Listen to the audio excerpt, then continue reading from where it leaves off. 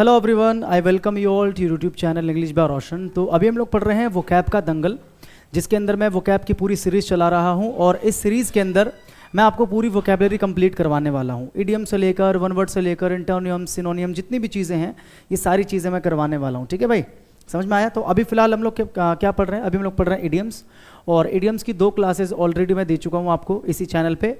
अगर आप लोगों ने वो 2 क्लासेस नहीं देखी हैं तो फटाफट से जाकर पहले आप वो 2 क्लासेस देख लेना। आज हम करने वाले हैं इडियम नंबर 45 से, यानी कि 44 इडियम्स हम लोग कर चुके हैं विद पिक्चर्स, बहुत ही बेहतरीन तरीके से। यानी कि अगर आपने एक बार वीडियो देख ली तो वो इडियम्स आपके दिमाग में छप जाएंगी। ठीक है, और जितनी भी क्लासेस होंगी मैं इंपॉर्टेंट आपको कम से कम, मेरा ये मानना है कि मैं कम से कम 250-300 इडियम्स जो मोस्ट इंपॉर्टेंट है, जो एसएससी के एग्जाम्स में पूछे ही जाएंगे, मैं उतने करा दूंगा। उतने ही आपको वन वर्ड्स करा दूंगा, सिनोनिम्स एंटोनिम्स भी उतने ही इंपॉर्टेंट जो होंगे 250-300 वो मैं आपको करवा दूंगा। मतलब मोस्ट इंपॉर्टेंट चीज़ें मैं आपको सारी की सारी करवा दूंगा। ठीक है, और एक चीज़ मैं आपको बता दूं, बहुत ही जल्द एसएससी सीजीएल 2024 के लिए मैं कंप्लीट स्ट्रेटजी लेके आने वाला हूं, अलग अलग सब्जेक्ट की अलग अलग स्ट्रेटजी। ठीक है, तो सबसे पहले मैं सोच रहा हूं इंग्लिश की स्ट्रेटजी लेकर आऊं। आप मुझे कमेंट करके बताइए कि क्या आपको इंग्लिश की कंप्लीट स्ट्रेटजी सीजीएल 2024 के लिए चाहिए। अगर चाहिए तो आप यस लिखकर मुझे बताइए कि यस स्ट्रेटजी चाहिए, और अगर किसी और सब्जेक्ट की चाहिए आपको लगता है कि नहीं सर पहले इस सब्जेक्ट की चाहिए, तो वो भी आप टाइप करके बता सकते हो। ठीक है, और पिछली बार कुछ बच्चों ने रिक्वेस्ट की थी कि सर जो आप इडियम्स करवाते हैं विद पिक्चर्स करवाते हैं, सब कुछ मज़ा आ रहा है, बिल्कुल समझ में आ रहा है, लेकिन साथ में ना उनकी हिंदी भी ऐड करिए ताकि हिंदी से पढ़ के समझना आसान हो जाए। तो ऐसा हो ही नहीं सकता कि आप लोग बोलो और मैं ना करूं, है ना? तो इस बार मैंने क्या किया, मैंने मीनिंग तो मैंने दी है, साथ साथ में मैंने क्या किया है, उसकी जो हिंदी है वो भी मैंने यहाँ पर टाइप करवा दी है ताकि आपको समझना क्या हो जाए, ईजी हो जाए। और पिक्चर्स तो है ही। शुरू करें क्लास भाई, चलो। देखो पहला इडियम क्या लिखा हुआ है, देखो क्वेश्चन क्या है, select the most appropriate idiom for the underlined segment in the given sentence. Underlined segment पहले मैं बता दूं आपको, ये अंडरलाइंड है। फेल्ट अनकंफर्टेबल, ये यहां से लेकर as well as were unfamiliar to him, ये अंडरलाइंड है। अंडरलाइन करना हम भूल गए थे। The new entrant in the class, जो नया एंट्रेंट वो होता है जो एंटर करता है कहीं पर, यानी कि जो नया बच्चा कहीं पर, जैसे कोई बच्चा स्कूल में नया गया है ना, तो वहाँ के लिए क्या है, वो न्यू एंट्रेंट है वो। ठीक है, यानी कि नई ज्वाइनिंग जो करता है। The new entrant in the class felt uncomfortable, कि नए बच्चे ने कैसा फील किया, अनकंफर्टेबल फील किया। As all were unfamiliar to him, और उसने अनकंफर्टेबल क्यों फील किया, एज क्योंकि ऑल वर अनफेमिलियर। अनफेमिलियर का मतलब क्या होता है, अपरिचित। अपरिचित मतलब कौन सा, वो फिल्म वाला नहीं। अपरिचित का मतलब जो फेमिलियर नहीं है, जो परिचित नहीं है, ऐसे लिख लो, जो परिचित नहीं है, जो परिचित नहीं है। भाई एक नया बच्चा क्लास में आएगा, नए स्कूल में जाएगा, तो क्लास के सारे बच्चे तो उसके लिए क्या है, अनफेमिलियर है ना। तो वैसा बच्चा पहले दिन जब जाता तो क्या फील करता, थोड़ा सा अनकंफर्टेबल फील करता है। किससे बात करूं, किससे ना करूं, चुप सा रहता है ना, बिल्कुल ऐसे शांत बैठा रहता है। लेकिन धीरे धीरे जब फेमिलियर होता है वो सबसे, उसके बाद वो कंफर्टेबल फील करना शुरू करता है। तो बेसिकली यहां पर यही तो कहा जा रहा है कि कोई ऐसी जगह जहां पर आपके फेमिलियर लोग ना हो, या वो जगह आपके लिए फेमिलियर ना हो, तो वहां पर आप अनकंफर्टेबल फील करते हो। तो अगर इस पूरे को एक इडियम में दिखाना हो तो उसके लिए इडियम कौन सा होता है, इस पिक्चर को देख के आप इडियम का आंसर बता सकते हो, मतलब कौन सा इडियम है। यहां पर देखो 4 इडियम्स हैं, ये चारों इडियम्स हैं अपने आप में। ठीक है, ये चारों क्या है, ये चारों इडियम्स हैं, और इन्हीं चारों में से एक क्या है, आंसर है। अब आपको बताना है कि आंसर क्या है। तो देखो इडियम में, इस पिक्चर में क्या दिख रहा है, एक फिश है, एक मछली दिख रही है आपको, जो कि क्या है, पानी से बाहर है, और देखो बेचारी क्या है, उदास है। बेचारी क्या है, उदास है। फिश क्या है, आउट ऑफ वाटर है। ये fish out of water, out of water का मतलब अपने घर से बाहर है, यानी कि एक ऐसी जगह पर है जहां से फेमिलियर नहीं है, क्योंकि फिश कहां पर रहती है, वाटर में। और अगर ये वाटर से बाहर है मतलब ये एक ऐसी जगह पर है जहां पर ये कंफर्टेबल नहीं है, जहां से फेमिलियर नहीं है। तो फिश आउट ऑफ वाटर, इसी इडियम का मतलब होता है अनकंफर्टेबल फील करना एक ऐसी जगह पर जो आपके फेमिलियर ना हो। तो वही दे रखा है यहां पर, तो इसका आंसर क्या हो जाएगा, was fish out of water, ये इसका आंसर हो जाएगा। ठीक है, देखो नीचे मैंने इसकी मीनिंग लिखी भी है फिश आउट ऑफ वाटर की। देखो a person, fish out of water का मतलब होता है एक व्यक्ति हु फील्स ऑकवर्ड, जिसको बड़ा ऑकवर्ड फील होता है, और अनहैप्पी, बड़ा उदास फील करता है। बिकॉज दे आर की जगह बिकॉज कर लो, he is, because he is in a situation, क्योंकि वो एक ऐसी सिचुएशन में है दैट इज नॉट फेमिलियर, जो एक ऐसी सिचुएशन में आप पड़ जाते हो जो आपके फेमिलियर बिल्कुल भी नहीं है, मतलब उस सिचुएशन से आप बिल्कुल भी परिचित नहीं हो। और because they are different from the people around them, they are different from the people around them, मतलब उसके चारों तरफ जो लोग हैं वो क्या है, डिफरेंट है, यानी कि जो पहले उसका माहौल था वैसा माहौल नहीं है, एक ऐसी सिचुएशन में है जो उससे फेमिलियर नहीं है। समझ में आया? पढ़ो दोबारा। A person who feels awkward और unhappy because he is in a situation that is not familiar, और या फिर because they are different from the people around them, उनके आसपास जो लोग होते हैं, ठीक है, उससे क्या है, अलग लोग हैं। अभी जैसे मेरे यूजुअली मेरे आसपास मेरी फैमिली, मेरे दोस्त रहते हैं।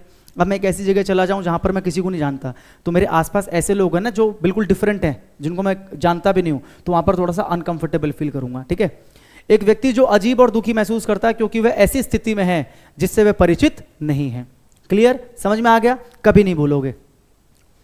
अब देखो यहां पर कुछ और इडियम्स है। Was not given a fig, buried his head in the sand, left out in cold। इनके क्या क्या मीनिंग है जरा ध्यान से देखते हैं।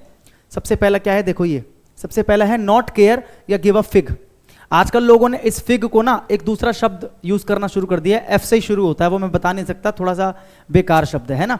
जैसे बोलते हैं ना आई डोंट गिव अ, समझ जाओ आगे क्या, आई डोंट गिव अ, तुम कुछ भी करो, I don't give a dash, F से शुरू होता है वर्ड, वो आई डोंट गिव अ डैश वही होता है। तो असल में वो ये है, आई don't give a fig, do whatever you want, जो भी तुम्हें करना है करो, I don't give a fig, बस यही मतलब होता है आई डोंट गिव अ फिग, या केयर अ फिग, या गिव अ फिग, इसका यही मतलब होता है कि मैं परवाह नहीं करता या वो परवाह नहीं करता, मतलब जो भी सब्जेक्ट होगा उसके बारे में कि भाई मुझे कोई दिक्कत नहीं है, मुझे कोई परवाह नहीं है, मैं बिल्कुल चिंता नहीं करता। ठीक है, देखो नॉट वरीड अबाउट और इंटरेस्टेड इन एनीथिंग, ना तो मैं किसी चीज के बारे में चिंतित हूं और ना मुझे किसी चीज में इंटरेस्ट है, तुझे जो करना हो कर, है ना, ब्लॉक करना है कर दे, मुझे कोई फर्क नहीं पड़ता, आई डोंट गिव अ फिग। समझ में आया? दूसरा वर्ड मत बोल देना, आजकल लोग दूसरा वर्ड बोलते हैं। किसी बात की चिंता या रुचि ना होना, आप किसी बात की चिंता नहीं कर रहे या किसी चीज में आपका इंटरेस्ट नहीं है तो आप इस फ्रेज को यूज करते हो, आई डोंट गिव अ फिग, कुछ भी करो, है ना। एग्जाम्पल्स देखो, 3 एग्जाम्पल्स लिखे मैंने, बढ़िया बढ़िया। Why are you telling me about your favourite food, यार तुम मुझे अपने फेवरेट फूड के बारे में क्यों बता रहे हो, एंड ड्रिंक्स के बारे में क्यों बता रहे हो, आई don't give a fig, I don't give a fig, मुझे कोई इंटरेस्ट नहीं है, तुम मुझे मत बताओ कि तुम्हें मोमोज खाना अच्छा लगता है, तुम मोमोज वाले हो, मैं दाल भात चोखा वाला हूं, तो मुझे कोई फर्क नहीं पड़ता कि तुम्हें क्या पसंद है। ठीक है भाई, do whatever you want to do, जो भी तुम्हें करना है करो, I don't give a fig, मुझे कोई फर्क नहीं पड़ता, मुझे कोई चिंता नहीं, तुम्हें जो करना है करो। ठीक है भाई। Pankaj has been crying since morning, Pankaj बेचारा सुबह से रो रहा है, because his girlfriend has blocked him, क्योंकि उसकी गर्लफ्रेंड ने उसको ब्लॉक कर दिया। बहुत बड़ी समस्या आजकल के युवाओं की, बहुत बड़ी समस्या है, मतलब छोटी छोटी बात पर रोना शुरू कर देते हैं। उसने ब्लॉक कर दिया, वो बात नहीं कर रही है, वो किसी और से बात कर रही थी, या जब मैं कॉल कर रहा था बिजी आ रही थी, रात को मुझे सोने के लिए बोल दिया, गुड नाइट बोल दिया, लेकिन मैंने देखा वो व्हाट्सएप पे ऑनलाइन थी। इतनी चिंता करोगे तो भाई कैसे जियोगे, और जिसके लिए तुम चिंता कर रहे हो वो कहीं और जाके बाबू सोना कर रहा है, तो चिंता करना छोड़ दो, अपनी जिंदगी पे ध्यान दो, अपने करियर पे ध्यान दो। ठीक है, चलो। Pankaj has been crying since morning, Pankaj सुबह से रो रहा है, because his girlfriend has blocked him, but लेकिन भैया कमाल की बात जानते हो, she doesn't give a fig, मतलब उसको तो कोई फर्क नहीं पड़ता, पंकज रोए जा रहा है सुबह से। यही होता है आजकल, यही सच्चाई है कि सामने वाला उसको कोई फर्क ही नहीं पड़ रहा है, वो मस्त अपना खाना पीना खा के एंजॉय चिल लाइफ बिल्कुल मूव ऑन कर गया या कर गई, और तुम क्या हो उसकी याद में आंसू बहाए जा रहे हो, रोए जा रहे हो, सबके सामने जाके अपना दुख गाए जा रहे हो। तो उसी वास्तविकता को मैंने सेंटेंस के जरिए मैंने बयां किया है कि Pankaj has been crying since morning because his girlfriend has blocked him, but she doesn't give a fig, लेकिन उसे तो कोई परवाह ही नहीं है, उसे कोई चिंता नहीं है, उसे कोई इंटरेस्ट नहीं है इस चीज के अंदर। ठीक है, फिग मतलब होता है अंजीर, खाने का होता है फिग, जानते हो ना, फिग मतलब होता है अंजीर, गूगल करके देखना पता लग जाएगा अंजीर क्या होता है। ठीक है, ड्राई फ्रूट की कैटेगरी में आता है। देखो अगला था, इसी में था ना, मैंने कहा ना इन चारों को एक्सप्लेन कर रहा हूं मैं, तो ये वाला बता दिया मैंने, अब ये वाला buried his head in the sand। ठीक है, असल में इडियम क्या होता है ये देखो, ये होता है टू बैरी, बैरी का मतलब क्या होता है, दफन करना, बैरी का मतलब क्या होता है, जमीन के नीचे दफन करना, उसको बोलते हैं बैरी। ठीक है, to bury one's head in the sand, ये इडियम कहां से निकला है मैं आपको समझाता हूं। ये दिख रहा है आपको क्या है, ये शुतुरमुर्ग है, ऑस्ट्रिच। ठीक है, ऑस्ट्रिच की एक खास बात होती है कि ये क्या करता है ना, क्योंकि आपको पता है तो ये बर्ड, लेकिन ये पेड़ पर नहीं रह सकता, पॉसिबल नहीं, इसका साइज बहुत बड़ा होता है, तो ये अंडे कहां पर दे। तो इसकी खासियत ये होती है कि अंडे जो होता है ना, क्या करता है, जमीन में पहले गड्ढा करेगा, और जमीन में गड्ढा करने के बाद वहां पर ये अंडे अपने देता है। ठीक है, देती है अंडे वहां पर देती है, और उसके बाद क्या करती है, उसी गड्ढे के अंदर ना अपनी मुंडी डाल के क्या करती है, ये उसी अंडे को पलटती रहती है, क्योंकि जमीन से जो हीट मिलती है अंडे को, वो प्रॉपर हर जगह मिलना जरूरी है, अगर एक ही तरफ से हीट मिल गया तो दिक्कत है। तो ये अंडे को क्या करती रहती है, पलटती रहती है, ताकि अंडे को बराबर की जो हीट है वो मिल सके, जो वार्मथ है, जमीन से जो वार्मथ मिलती है मिल सके। तो जब ये मुंडी जमीन के अंदर अपनी बैरी कर लेती है, दफन कर लेती है अपनी मुंडी को, अपने हेड को जमीन के अंदर बैरी कर लेती है, तो असल में कुछ और कर रही है। लेकिन इससे मिथ क्या निकला, इससे एक अफवाह धीरे धीरे धीरे धीरे फैलती गई कि ये क्या कर रही है, अपने आप को छुपा रही है, अपने आप को क्या कर रही है, जमीन के नीचे छुपा रही है। तो लेकिन इसका ये रियल मतलब नहीं होता कि छुपा रही है, ये तो क्या, ये तो कुछ और कर रही है, समझ में आया। लेकिन ये मिथ बन गया कि अगर शुतुरमुर्ग ने अपना सर जमीन के नीचे बैरी किया है, इसका मतलब क्या है, वो अपने आप को बचा रही है, अपने आप को छुपा रही है। लेकिन असल में छुपाती नहीं है, वो अंडे को पलटती है अंदर, समझ में आया। तो यहीं से इडियम निकला to bury one's head in the sand, यानी कि सैंड में, सैंड मतलब रेत में अपनी मुंडी को बैरी यानी कि दफन कर दिया, ठीक है, जैसे आपको दिख रहा है। टू रिफ्यूज, इसका असल में क्या मतलब होता है, to refuse to face a problem. Simple सा मतलब, मान लो एक प्रॉब्लम है मेरी लाइफ के अंदर, मैं उसका सामना नहीं कर रहा, बल्कि मैं रिफ्यूज कर रहा हूँ, छोड़ना यार, कौन इससे सामना करे प्रॉब्लम से, वो प्रॉब्लम क्या पता आगे और बड़ी हो जाए। मतलब किसी प्रॉब्लम से या तो डर की वजह से या किसी और वजह से मैं प्रॉब्लम का सामना नहीं कर रहा, बल्कि मैं क्या कर रहा हूं, उसको इग्नोर कर रहा हूं। क्या कर रहा हूं, उसको इग्नोर कर रहा हूं। To refuse to face a problem, भाई देखो ना जमीन में मुंडी गाड़ ली मैंने, मतलब मुझे नहीं दिख रहा कि प्रॉब्लम आ रही है तो आने दो, मुझे कोई फर्क नहीं पड़ता, ये मतलब हुआ इसका, ठीक है। या फिर टू डेलिबरेटली, डेलिबरेटली का मतलब जानबूझकर, डेलिबरेटली का मतलब क्या होता है, जानबूझकर, ठीक है, जानबूझकर रिफ्यूज करना। To accept the truth about something unpleasant, कि मतलब अनप्लेजेंट यानी कि कोई बुरी चीज हुई है, लेकिन आप जानबूझकर उस बुरी चीज को एक्सेप्ट नहीं कर रहे, आप करना ही नहीं चाह रहे। इसका मतलब आपने अपनी मुंडी रेत में गाड़ ली कि भाई कोई अनप्लेजेंट चीज हुई है, मुझे मत बताओ, मुझे नहीं जानना।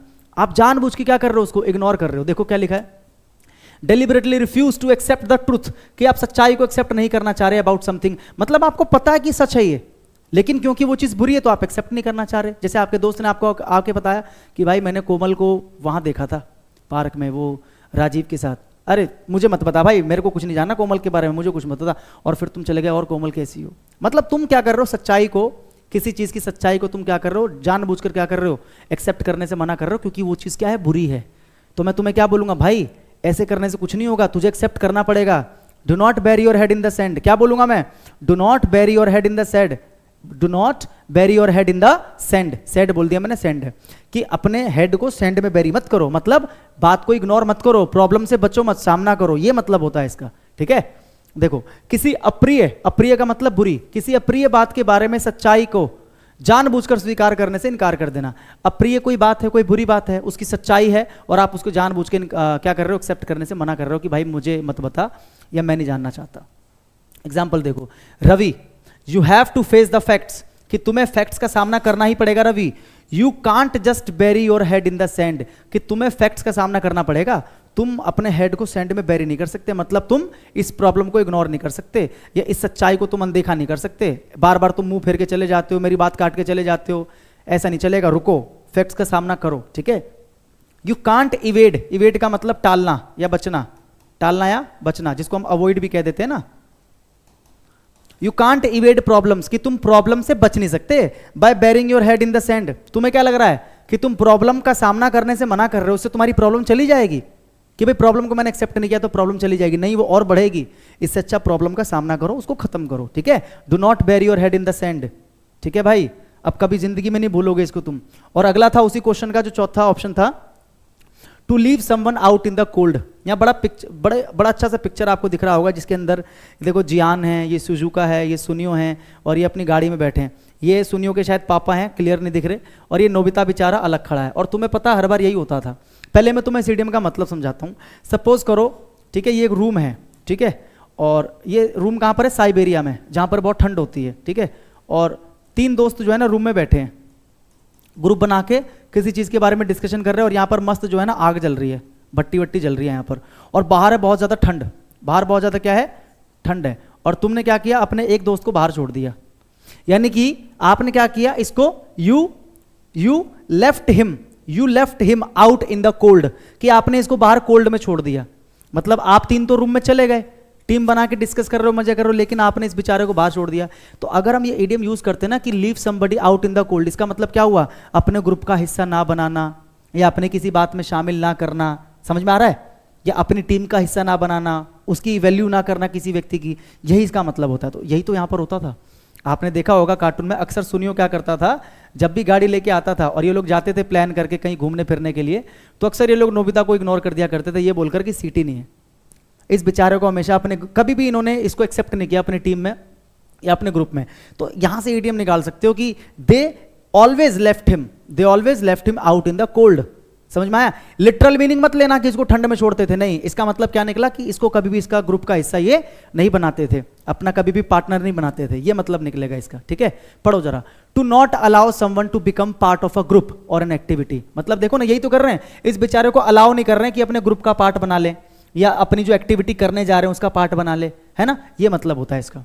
हिंदी देखो, किसी को हिस्सा नहीं बनने देना किसी समूह या गतिविधि का। जब आप किसी व्यक्ति को किसी समूह का या गतिविधि का हिस्सा नहीं बनने देते, उसके लिए ईडीएम यूज करते हैं to leave someone out in the cold. Example देख लो, the developing countries must not be left out in the cold. जो डेवलपिंग कंट्रीज है, डेवलपिंग का मतलब क्या है? विकासशील, जो विकास कर रही है धीरे धीरे। भाई एक तो वो है जो विकास कर चुकी है ना, और एक वो जो विकास के रास्ते पर है। The developing countries must not be left out in the cold, must not be left out in the cold. ठीक है, इन करंट वर्ल्ड ट्रेड टॉक्स, जो वर्ल्ड में क्या चल रही है? Trade talks. क्या चल रही है? ट्रेड टॉक्स, यानी कि व्यापारिक नीतियां, जो व्यापारिक नीतियां बनाई जा रही हैं, व्यापारिक बातचीत की जा रही है, तो भैया उसके अंदर डेवलपिंग कंट्रीज को भी तो शामिल करो। जितनी भी डेवलप्ड कंट्रीज हैं, जो विकसित देश हैं, वो लोग क्या कर रहे हैं? ट्रेड टॉक्स कर रहे हैं, मतलब व्यापार के ऊपर बातचीत कर रहे हैं कि बिजनेस कैसे चलाना है, कैसे इंपोर्ट एक्सपोर्ट करना है। और विकासशील देशों को तुमने छोड़ दिया, तो भैया why did you leave them out in the cold? आपने उनको क्यों अपने ग्रुप का हिस्सा नहीं बनाया? क्यों आपने उनको इस एक्टिविटी में क्यों नहीं शामिल किया? ये मतलब निकला इसका। ठीक है, सुनियो, अगला एग्जांपल देखो इसी के ऊपर। Suneo along with Shizuka and Gian went to watch a movie, कि सुनियो जो है सुजुका और जियान के साथ कहाँ गया? मूवी देखने गया, but left Nobita out in the cold, लेकिन नोबिता को बेचारे को लीव कर दिया आउट इन द कोल्ड, यानी कि उसको अपने ग्रुप का हिस्सा नहीं बनाया, उसको अपनी एक्टिविटी का हिस्सा नहीं बनाया। अगले क्वेश्चन पे आ जाओ, कभी नहीं भूल सकते तुम ये कट कॉर्नर्स। कट कॉर्नर्स का क्या मतलब होता है? यहाँ पिक्चर नहीं है, इसको ऐसे ही आप समझ जाओगे। देखो, do something quickly in the cheapest and easiest way by doing it in a less thorough way than you should, यानी कि किसी काम को सस्ते के चक्कर में और जल्दी करने के चक्कर में आपने कर तो दिया, लेकिन उसकी क्वालिटी से आपने कॉम्प्रोमाइज कर दिया। समझ में आया? जैसे कई बार आप जाते हो ना, बोलते हो, जैसे कपड़े सिलवाने जाते हो, बोलते हो भैया अच्छे से सिल देना, बहुत बड़े तरीके से, तो भैया बोलते हैं बिल्कुल सिल देंगे, टेंशन मत लो। भैया मुझे कल तक चाहिए, बोलते हैं यार कल तक तो नहीं हो पाएगा। तुम बोलते हो भैया प्लीज़ कर दो ना, कल तक कैसे भी कर दो, किसी भी हाल में कर दो। वो बोलते चलो ठीक है जाओ हो जाएगा। फिर आप बोलते हो भैया जल्दबाजी के चक्कर में गड़बड़ मत कर देना। तो क्या बोलना चाह रहे हो आप? यही बोलना चाह रहे हो कि किसी काम को जल्दी करने के चक्कर में क्वालिटी से कॉम्प्रोमाइज ना करना, यही मतलब होता है इसका। अगर मैं बोलूं ही इज कटिंग कॉर्नर्स, अगर मैं बोलूं कि why are you cutting corners, इसका मतलब मैं क्या बोल रहा हूं कि भैया तुम इस काम को जल्दी और सस्ते में करने के चक्कर में तुम क्वालिटी से क्यों कॉम्प्रोमाइज करो? Why are you cutting corners, कि तुम कॉर्नर्स को क्यों कट कर रहे हो? ठीक है, ये मतलब होता है। और स्पेशली हम क्यों यूज करते हैं? टू सेव टाइम और मनी। हम किसी काम को जल्दबाजी में या सस्ते तरीके से करते हैं इन अ लेस थॉरो वे, मतलब जितनी गहराई से हमें वो काम करना चाहिए, जितना सीरियस होकर हमें वो काम करना चाहिए उतना हम नहीं करते, इसी को हम बोलते हैं कट कॉर्नर्स। या फिर कह सकते हो when someone tries to do something, जब कोई व्यक्ति कुछ करने की कोशिश करता है एज चीपली, मतलब सस्ते से सस्ते में, और एज क्विकली, जल्दी से जल्दी, एज पॉसिबल, जितना जल्दी हो सके उतना जल्दी करने की कोशिश करे, या जितना सस्ता हो सके उतना सस्ता करने की कोशिश करे, ऑफन सेक्रीफाइसिंग क्वालिटी, और ऐसे में वो क्या करता है? क्वालिटी से सेक्रीफाइस कर लेता है, यानी कि क्वालिटी खराब हो जाती है। ठीक है, तो उसको हम बोलते हैं कट कॉर्नर्स। किसी काम को अपनी अपेक्षा से कम गंभीरता से करके शीघ्रता से करना, कि किसी काम को आप क्या कर रहे हो, जितनी आपसे अपेक्षा की गई है उससे कम गंभीरता से आप उस काम को करते हो, और ऐसा करके आप क्या करते हो? शीघ्र करने की कोशिश करते हो, इसी को हम बोलते हैं कट कॉर्नर्स। एग्जाम्पल देखो, एग्जाम्पल नहीं है? अच्छा इसका आंसर बताओ, इसमें क्या हो सकता है? इसका आंसर बताओ इसमें क्या हो सकता है? यही एग्जाम्पल है। इस इडियम का आंसर इन चारों में से क्या हो सकता है? To follow the rules strictly, नहीं। To take the long way around, नहीं। टू डू समथिंग क्विकली और cheaply often at the expense of quality और सेफ्टी, मतलब क्वालिटी और सेफ्टी के एक्सपेंस पर, यानी कि क्वालिटी और सेफ्टी को कॉम्प्रोमाइज करते हुए आपने किसी चीज को क्विकली और चीपली कर दिया। किसको कॉम्प्रोमाइज किया आपने? एक आपने क्वालिटी को कॉम्प्रोमाइज किया और एक आपने सेफ्टी को कॉम्प्रोमाइज किया, तो ये इसका आंसर हो जाएगा। To be honest and fair, ये इसका आंसर नहीं है। आया समझ में भाई? क्लियर है ये इडियम टू कट कॉर्नर्स? अगला, I was so nervous for the job interview that I was sweating bullets. Sweat का मतलब क्या होता है? पसीना बहना। Sweat का मतलब क्या होता है? पसीना बहना। मतलब मैं इतना नर्वस था जॉब इंटरव्यू के लिए, इतना ज़्यादा नर्वस था कि आई वॉज स्वेटिंग बुलेट्स, कि भैया मेरे पसीनों से गोलियां निकल रही थी। देखो पसीने से क्या निकल रही है, इसकी गोलियां दिख रही है, गोलियां ये पसीनों से गोलियां निकल रही हैं भाई साहब के, पसीनों से गोलियां। इसका मतलब पसीनों से अगर आपको गोली निकले मतलब कोई बहुत सीरियस बात है, आप बहुत ज़्यादा नर्वस हो, बहुत ज़्यादा आप गंभीर हो, है ना। यही मतलब है, पिक्चर को देख के तो यही समझ में आ रहा है। ठीक है, बताओ इसका आंसर क्या हो जाएगा। इसका आंसर हो जाएगा extremely nervous and anxious. Anxious का मतलब चिंतित। ठीक है, एंक्शियस का मतलब क्या होता है, चिंतित। एक्सट्रीमली नर्वस और एंक्शियस, बहुत ज़्यादा नर्वस हो या फिर बहुत ज़्यादा क्या हो, एंक्शियस हो। देखो एक्सप्लेन किया है मैंने। स्वेट बुलेट्स का मतलब होता है टू बी एक्सट्रीमली नर्वस, बहुत ज़्यादा नर्वस होना, एंड वरीड अबाउट समथिंग, और किसी चीज़ के बारे में वरीड होना, किसी बात को लेकर अत्यधिक घबराना और चिंतित होना। सिंपल, ये इसका मतलब होता है स्वेट बुलेट्स का। ठीक है, पिक्चर को देख के याद रख लेना। आगे बढ़ो फटाफट से।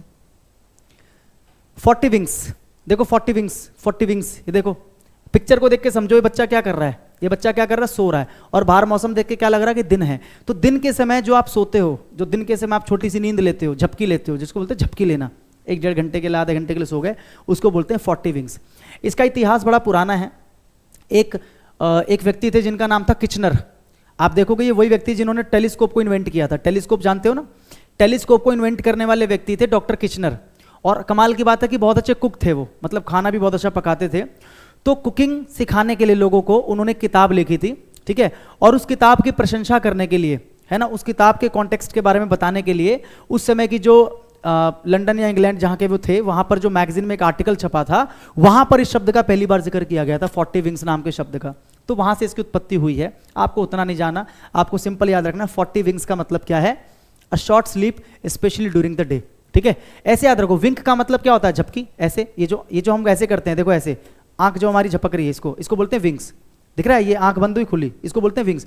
अब आप सोचो, आप ना ऐसे ऐसे फटाफट से 40 विंग्स ले रहे हो। 40 विंग्स का मतलब क्या है कि आपको नींद आ रही है। आप इसको ऐसे समझ सकते हो, अगर आपकी बार बार आंखें ऐसे ऐसे हो रही है तो आपने देखा होगा कि किसी को नींद आ रही है, तो उसको बोलते हैं 40 विंग्स। एक बार में आपने 40 विंग्स ले लिए। ठीक है, ऐसे भी याद रख सकते हो। 40 विंग्स का मतलब a short sleep specially during the day, छोटी नींद विशेषकर दिन के दौरान। ठीक है, दिन के दौरान जो छोटी नींद होती है उसको बोलते हैं 40 विंग्स। तो आंसर क्या हो जाएगा, अ शॉर्ट नैप। नैप का मतलब भी क्या होता है, झपकी या नींद। I usually have 40 wings. Wings नहीं है, ये विंग्स है, विंग्स। विंग मतलब तो पंख होता है। I usually have 40 wings going home on the train, कि जब भी मैं ट्रेन में जाता हूं ना, घर को जाता हूं, तो ट्रेन में अक्सर आई हैव 40 विंग्स, मतलब मैं दिन में झपकी ले लेता हूं, दिन में मैं सो जाता हूं। ठीक है, अगला cut to the chase. Cut to the chase, इस इडियम का प्रयोग कहां किया जाता था, पुरानी जो फिल्में हुआ करती थी ना, हॉलीवुड की फिल्में खास करके, ठीक है, तो उनमें क्या होता था, अक्सर जो आप मूवी देखोगे ना, बहुत पुरानी मूवीज, तो मूवी जो एंड होती है ना, हमेशा एक चेज सीक्वेंस पे खत्म हो। चेज का मतलब जानते हो ना, कि मतलब कोई भाग रहा है और कोई उसका पीछा कर रहा है, कोई भाग रहा है, ठीक है, इस डायरेक्शन में, और कोई क्या कर रहा है, उसका पीछा कर रहा है, इसको बोलते हैं चेज करना। जैसे टॉम एंड जेरी में आप देखते हो, ये देखो टॉम एंड जेरी में क्या होता है, जो टॉम है वो हमेशा जेरी को चेज करता है, यानी कि हमेशा उसका पीछा करता है, होता है ना। पुरानी फिल्में आप उठा के देखना हॉलीवुड की, या तो कोई गाड़ी से किसी गाड़ी का पीछा कर रहा होगा, या कोई हीरो बाइक पे होगा किसी गाड़ी का पीछा कर रहा होगा, या कोई हेलीकॉप्टर पे किसी का पीछा कर रहा होगा। तो चेज जो होता था वो मूवी का लास्ट सीन होता था, और उस सीन पे जाके मूवी क्या हो जाती थी, कट। कट, तो यहां से इडियम क्या बना, कट। कहां पर, टू द चेज, यानी कि चेज पे जाके कट हो गया, चेज पे जाके कट हो गया। इसका मतलब वही सबसे मेन पार्ट है मूवी का। तो अगर आप यूज करते हो कट टू द चेज, इसका मतलब क्या होता है कि बाकी छोड़ो, सीधा मेन पार्ट पे आओ। कट टू द चेज, यानी कि भाई मूवी में जो बाकी चीजें ना, यहां पे लगाओ कट और डायरेक्ट कहां पे आ जाओ, चेज पे। कट टू द चेज, सीधा कट कहां पे आ जाओ, कट बोलो और सीधा कहां पर आ जाओ, चेज पे। तो हम ये कब यूज करते हैं, जब हम किसी को बोलते हैं ना कि भाई बाकी बातें छोड़ो, मेन पॉइंट पे आओ, तो क्या बोलेंगे, brother cut to the chase, कि फिल्म में बाकी क्या है वो छोड़ो, सीधा चेज पे आओ, लास्ट वाले सीक्वेंस पे, वो सबसे इंपॉर्टेंट है। तो कट टू द चेज, क्या बोलते हैं, कट टू द चेज। समझ में आया। जैसे देखो टॉम एंड जेरी में भी यही होता था ना, कि टॉम क्या करता था, हमेशा जेरी का पीछा करता था, और इसी पे खत्म हो जाया करता था, कि पहले ये इसको परेशान करता था और फिर कुछ कुछ होता था, फिर लास्ट में इसका पीछा कर रहा है, वो सबसे मेन पार्ट होता था। और यहां पर क्या हो जाता था, कट हो जाता था। तो इसलिए हम बोलते हैं कट टू द चेज, यानी कि मेन पॉइंट पे आना। ठीक है, देखो cut to the chase, to cut to the chase is to get to the point without wasting time, बिना समय व्यर्थ किए पॉइंट पे आना। कोई व्यक्ति ये बहुत लंबी चौड़ी कहानी बता रहा है, भाई कल ऐसा हो गया, वैसा हो गया, ये हो गया, वो हो गया, तेरे भाई नहीं कर दिया। अरे भाई सीधा बता क्या कहना चाह रहा है, टाइम मत वेस्ट कर, brother cut to the chase, brother cut to the chase. बिना समय बर्बाद किए किसी मुद्दे पर आते हैं, या बिना समय बर्बाद किए मुद्दे पर आना, मुद्दे पर आना, ठीक है, मुद्दे पर आना। आंसर बताओ क्या होगा? टू टेक अ शॉर्टकट नहीं, टू चेंज द सब्जेक्ट नहीं, to get to the point yes. मैंने बताया ना गेट टू द पॉइंट का मतलब सीधा मुद्दे पर आना, टू इंटरप्ट नहीं। एग्जाम्पल देखो, let me cut to the chase, कि मुझे सीधा मुद्दे पर आने दो। शी थिंक्स, देखो मैं घुमा फिरा के बात नहीं करूंगा, मुझे सीधा मुद्दे पर आने दो। वो सोचती है you are mad at her, उसको लगता है कि तुम उसके लिए पागल हो, है ना। जैसे मैं गया अपने दोस्त के पास, मैंने बोला कि भाई तुझे एक बात बतानी है बहुत ज़रूरी। बोल रहा बता। मैंने बोला शीतल के बारे में बात है। उन्होंने बोला बता। मैंने बोला कल ऐसा ऐसा हुआ था, ये हुआ था, वो था। छोड़ यार बाकी सारी बातें छोड़, let me cut to the chase, सीधी बात बताता हूँ। उसे लगता है कि तू उसके लिए पागल है, बस ये हुआ इसका मतलब, कि मैंने बाकी सारी बातें छोड़ दी और सीधा मैं मुद्दे पर आ गया, ठीक है, cut to the chase. I don't have time, भाई मेरे पास टाइम नहीं है, कट टू द चेज, मुद्दे पर आओ, कट टू द चेज यानी कि मुद्दे पर आओ, ठीक है, मेन पॉइंट पे आओ, get to the point and tell me what happened, और मुझे बताओ कि हुआ क्या। दुनिया जहान की बातें मत करो, सीधा बताओ हुआ क्या, कट टू द चेज। अगला, मोस्ट ऑफ द पीपल से, इसको आपको बताना है कि कौन सा इडियम आएगा इसकी जगह पर। यहां 4 इडियम्स दे रखे हैं, बताना है इसकी जगह पर कौन सा इडियम फिट बैठेगा। मोस्ट ऑफ द पीपल से, कई सारे लोग कहते हैं, अधिकतर लोग कहते हैं that some people fight for the cause, कि बहुत कुछ ऐसे लोग होते हैं जो किसी कारण के लिए, किसी कॉज के लिए, कॉज का मतलब कोई अच्छी चीज या कोई भी एक उद्देश्य कह सकते हो, उसके लिए लड़ते हैं, but most of them don't support it. मतलब लड़ेंगे पूरा, बातें पूरी करेंगे कि ये कर देंगे वो कर देंगे, मेरा पूरा सपोर्ट है, और जब एक्शन लेने की बारी आती है, हाँ आप करो, मैं हूं ना, मैं साथ हूं आपके। समझ में आया? मतलब ये वही वाली बात हो गई कि तुम मारो मैं तुम्हारे साथ हूं, बस मैं यहां खड़ा रहूंगा। इसका मतलब क्या है? केवल मुंह से बोलना की सपोर्ट करता हूं, कोई एक्शन ना करना। केवल मुंह से बोलना, बोलते हो तो आपके जो लिप्स हैं वो चलते हैं ना, जैसे अभी मैं बोल रहा हूं तो लिप्स चल रहे हैं ना, लिप्स मूव कर रहे हैं ना। इसको हम क्या बोलते हैं कि भाई मैं अपनी सर्विस तो दे रहा हूं, मैं सपोर्ट करने के लिए अपनी सर्विस तो दे रहा हूं, लेकिन फिजिकली सर्विस नहीं दे रहा, मैं अपने लिप्स की सर्विस दे रहा हूं तुम्हें। टू पे lip service, I am paying lip service, यानी कि मैं केवल बोल रहा हूं कि सपोर्ट करता हूं, देखो दिल से बोल रहा हूं, मैं ऐसे नहीं कर रहा, दिल से बोल रहा हूं। लेकिन अगर तुम बोलोगे ग्राउंड पे आके, इधर उधर आके, ना वो नहीं हो पाएगा मुझसे, मैं बस बोल सकता हूं। समझ रहे हो? क्या समझ रहे हो? कि सिर्फ बोलना, केवल अपने जो लिप है ना उसकी सर्विस देना, फिजिकली अपनी सर्विस किसी को प्रोवाइड ना करना, ठीक है। तो इसका आंसर क्या हो जाएगा? पे ओनली लिप सर्विस। मैंने बता दिया आपको, पे ओनली लिप सर्विस, कि केवल लिप सर्विस दे रहे हो आप, ठीक है, आप फिजिकली एक्टिव नहीं हो। मतलब क्या कर रहे हो? फाइट तो कर रहे हो, लेकिन आप उस चीज को सपोर्ट नहीं कर रहे हो, ठीक है। तो आंसर क्या हो जाएगा? पे ओनली लिप सर्विस। देखो, pay only lip service, to say that you agree with something, आप ये कहते हो कि हाँ मैं किसी चीज से अग्री करता हूं, but do nothing to support it. आप केवल कहते हो कि मैं अग्री करता हूं, सामने वाला बोलता है बताओ कुछ ऐसा करो कि मुझे यकीन हो जाए कि तुम अग्री करते हो। भाई वो नहीं कर सकता मैं सिर्फ कह रहा हूं कि अग्री करता हूं, ठीक है। I can only pay lip service. ये कहना कि आप किसी बात से सहमत है लेकिन उसका समर्थन करने के लिए कुछ नहीं करते। आप कहते हो कि हाँ मैं इस बात से अग्री हूं लेकिन समर्थन करने के लिए कुछ नहीं करूंगा मैं, ठीक है। अगला, to mind one's p's and q's. देखो पी हम कैसे बनाते हैं? ऐसे बनाते हैं स्मॉल लेटर में, और क्यू ऐसे बनाते हैं। छोटे बच्चे अक्सर क्या करते हैं ना, छोटे बच्चे अक्सर क्या करते हैं, जो बहुत छोटे होते हैं, जब वो लिखना सीख रहे होते हैं तो पी की जगह क्यू लिख देते हैं और क्यू की जगह पी लिख देते हैं, ऐसा अक्सर होता है, ठीक है। तो हम अगर बच्चे को बोले कि बेटा, जैसे हम किसी को बोलते हैं ना माइंड योर लैंग्वेज, मतलब अपनी भाषा पे ध्यान दो, बोलते हैं ना माइंड योर ओन बिजनेस, अपने अपने काम पे ध्यान दो। ऐसे अगर मैं किसी बच्चे को बोलूं माइंड वंस पीस, भाई पीस का मतलब, देखो पीस का मतलब क्या होता है, मतलब पी बहुत सारे हैं, और ऐसी क्यूज का मतलब क्या होता है, क्यू बहुत सारे हैं, ये प्लूरल बन जाता है, पीज एंड क्यूज। तो अगर मैं किसी बच्चे को बोल रहा हूं बेटा mind your p's and q's, इसका मतलब बेटा ध्यान दो, जो तुम कर रहे हो ना, जैसे तुम लिख रहे हो, तुम पी को क्यू बना रहे हो, क्यू को पी बना रहे हो, तो मैं तुम्हें कह रहा हूं बेटा mind your p's and q's. इसका मतलब मैं बच्चों को क्या बोल रहा हूं कि बेटा जो तुम ये कर रहे हो उस पर ध्यान दो, सही से करो। तो यही मतलब होता है। देखो, to mind one's p's and q's का मतलब होता है to be careful about behaving in a polite और प्रॉपर वे। समझ में आया? ये तो मैंने बच्चे का एग्जाम्पल लिया, लेकिन इसका जो रियल मतलब है वो क्या है कि भैया अगर कोई तुम्हें ये कह देता है कि mind your p's and q's, इसका मतलब वो तुम्हें क्या बोल रहा है कि अच्छे से बिहेव करो, पोलाइट बिहेव करो। असल में इसका मतलब पी क्यू नहीं है। ये मैंने आपको बताया कि इडियम की उत्पत्ति कहां से हुई है, कि बच्चे गलती किया करते थे पी क्यू, तो वहां से इडियम निकल गया। लेकिन रियल मीनिंग क्या होती है, क्योंकि इडियम कुछ और होता है, मीनिंग कुछ और आती है। अब मैं बोलूं एप्पल ऑफ वंस आई, तो आंखों का सेब नहीं, किसी का प्रिय, तो इडियम कुछ और होता है, मीनिंग कुछ और होती है ना। ऐसी mind one's p's and q's का क्या मतलब हुआ कि भैया ध्यान दो कि तुम क्या बोल रहे हो, थोड़ा सा पोलाइट हो जाओ, ठीक है, अच्छे से बिहेव करो। या फिर mind your manners, mind your manners, कि थोड़ा सा मैनर्स जो हैं, जो तौर तरीके हैं, उस पर ध्यान दो कि कैसे बोलना है। Be on your best behaviour, या फिर कोई अगर आपको बोले mind your p's and q's, तो इसका सिंपल मतलब है कि जो तुम्हारा बेस्ट बिहेवियर है, अच्छे से अच्छा बिहेवियर, वैसा बिहेव करो। जी जी बिल्कुल ठीक चाचा जी, बिल्कुल, चाहे आपको पसंद ना हो लेकिन फिर भी आप जी जी जी जी कर रहे हो, ठीक है। जैसे देखो ना यहाँ पर, देखो क्या है, ये देखो क्यू पी बना हुआ है यहाँ पर, अगर आपको दिख रहा हो पी क्यू, ठीक है, और बंदा लिख रहा है कि भाई माइंड और पीज एंड क्यूज, कि क्या बना रखा है, पी की जगह क्यू, क्यू की जगह पी, ठीक है। विनम्र या उचित तरीके से व्यवहार करने के बारे में सावधान रहना, ठीक है। विनम्र या उचित तरीके से व्यवहार करने के बारे में सावधान रहना। जैसे वी न्यू, हम जानते थे, to mind our p's and q's, हम जानते थे कि भाई हमें अच्छे से बिहेव करना है, हमें पोलाइट बिहेव करना है अराउंड आवर स्ट्रिक्ट अंकल, हमारे अंकल जो है स्ट्रिक्ट है, तो हमें पता था कि हमें उनके आसपास क्या करना है, बिहेव करना है पोलाइट वे में, यानी कि हमें अपने पीज एंड क्यू को क्या करना है, माइंड करना है, यानी कि हमें ध्यान देना कि हम क्या बोल रहे हैं और क्यों बोल रहे हैं। My teacher told me to mind my p's and q's, मेरी टीचर ने मुझे बताया कि मैं अपने पीज एंड क्यूज को माइंड करूं। इसका मतलब क्या है कि मैं सही से बिहेव करूं, पोलाइट बिहेव करूं, अपना बेस्ट बिहेवियर दिखाऊं। कब? While talking to the principal, principal से बात करते समय, ठीक है, मैं क्या करूं, अपना बेस्ट बिहेवियर मैं शो करूं, यानी कि अपने पी और क्यू को माइंड करूं। लास्ट है ना, इसके बाद एक और है, out of the frying pan into the fire, आपने सुना है, आसमान से गिरे खजूर में अटके, सुना है आपने कहावत, आसमान से गिरे